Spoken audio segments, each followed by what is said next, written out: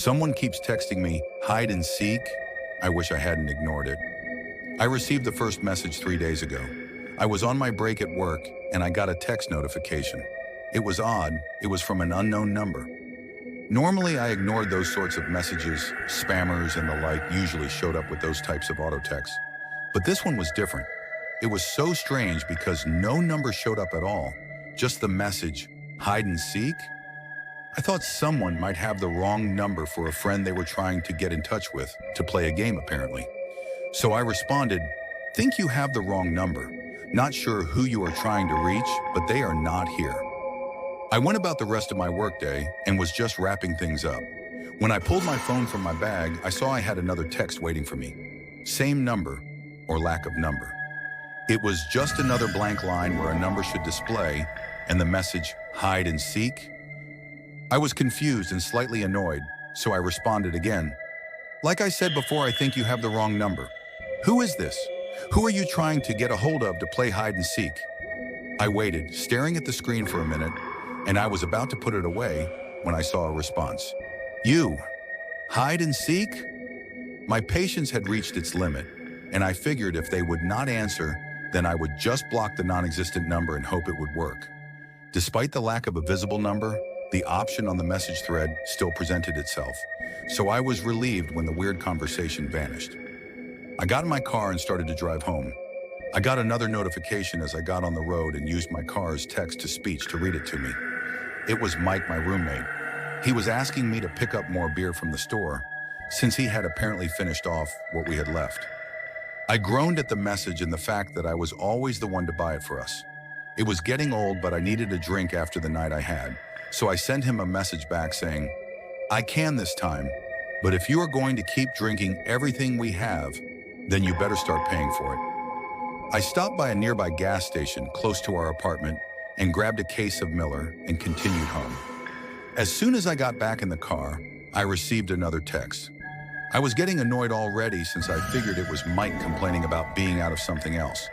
But instead, as the text-to-speech read out the message, I knew it was something else. Seek? Drink? It made sense now, and I immediately called Mike. He answered after several rings and sounded stoned.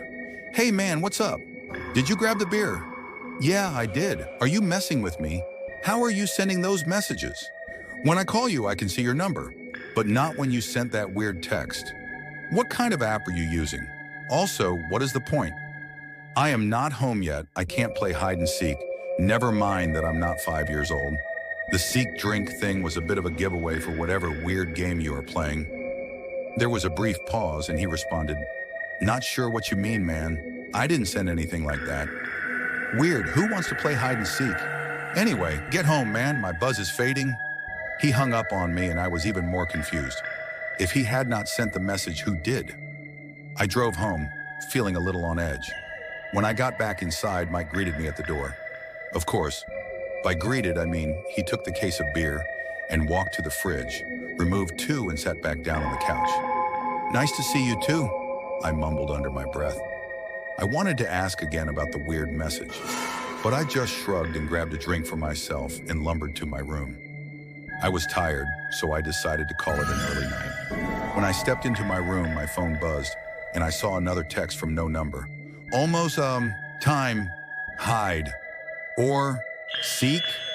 I was getting creeped out at that point. I did not know how the messages kept getting through after blocking it. I decided to respond again. Stop messaging me. I do not know who this is, and I do not want to play. Leave me alone. I hit send and tried blocking it again. This time I turned my phone off for good measure.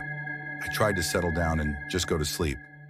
I managed to nod off for a bit, but after a while I heard a knock at my door. I jolted up and heard the slurring voice of Mike. Hey man, I don't know what the hell, but I think someone is trying to get a hold of you. I just got a trippy message, and it sounded like what you were talking about earlier. Check it out. I rushed to the door and saw Mike looking at his phone in a confused stupor. I grabbed it from him and looked at the message. Last chance. Hide or seek? My heart sank and I felt a wave of panic rising in my chest. I asked Mike, when did you get this? He shrugged his shoulders. A while ago, man. I don't remember exactly. I was not looking at my phone. What's going on? I stepped back into my room and turned my own phone back on. Sure enough, I had a missed message. Okay, you, hide. I stared at the words in mounting fear. I had no idea what to do, but I felt suddenly exposed. I considered calling the police, but I did not know what I would tell them. Nothing had happened, only a creepy text thread. Yet something felt wrong, like something bad was about to happen. I looked over at Mike and he looked confused and a bit paranoid as well. Before I could try and explain things, the lights went out. At first, I thought it might be a power outage. Then I heard the slow creaking sound of the front door opening, despite being sure I had locked it when I got home. Terror gripped me, and I knew something was very wrong.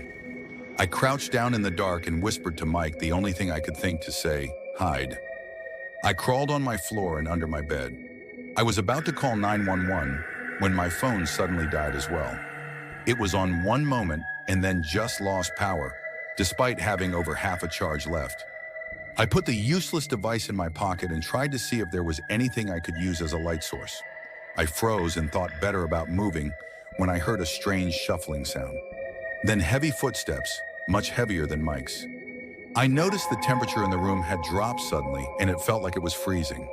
As the footsteps resounded and moved closer, I smelled a fetid tinge in the air as well, like something rotten. I crawled as far back and huddled up as small as I could make myself under the bed and held my breath. I heard my closet door gently shutting and thought it might be Mike hiding in there. Then the heavy footsteps picked up the pace. I suddenly realized if I could hear the door closing, whatever the hell was in here with us could hear it too. I considered calling out to Mike to move, but fear froze my voice. The heavy footsteps were in the room now. Despite my efforts to try and see what stalked us, I could not make anything out. I sat there silent and immobile, holding my breath and waiting. After several long moments, I thought we might be safe. Then I heard the door to the closet break and shatter. Then Mike screamed, a haunting and nightmare-inducing shriek. Something had found him. The cry of terror was suddenly silenced. I did not hear anything violent, just the scream and then utter silence. I had no idea what the hell had just happened. For a long while, I sat there paralyzed with fear, until finally the light came back on. When I summoned the courage to creep out from under the bed and see what had happened, I was shocked when laying on the ground was the shattered remains of my closet door. Despite the ruin of the door, there were no traces of anyone or anything else. Mike had vanished. I slowly called out, louder and more emboldened, as I moved into the hall where the light was on again. No one responded, no one else was there. I stumbled through the apartment searching for my roommate, but he was gone. Worse still, I had no idea just where the hell he had gone. No trace of Mike has shown up in the last couple days since it happened. I don't know if anything will. I think he can finally be declared missing, but I don't know if it will do any good. It was impossible, but whatever had broken into our place had found him, and now he was missing. He had lost hide and seek, and that thing, whatever it was, took him away. The entire nightmare is unbelievable. Yet even now, as I write about my friend's impossible disappearance, I am shocked when I receive another text. Hide and seek? I don't know what to do. I don't know what this is. Maybe I should respond again, a different way this time. Maybe it might help, might keep me safe from whatever or whoever is doing this. Perhaps I can find out. My reply is one word: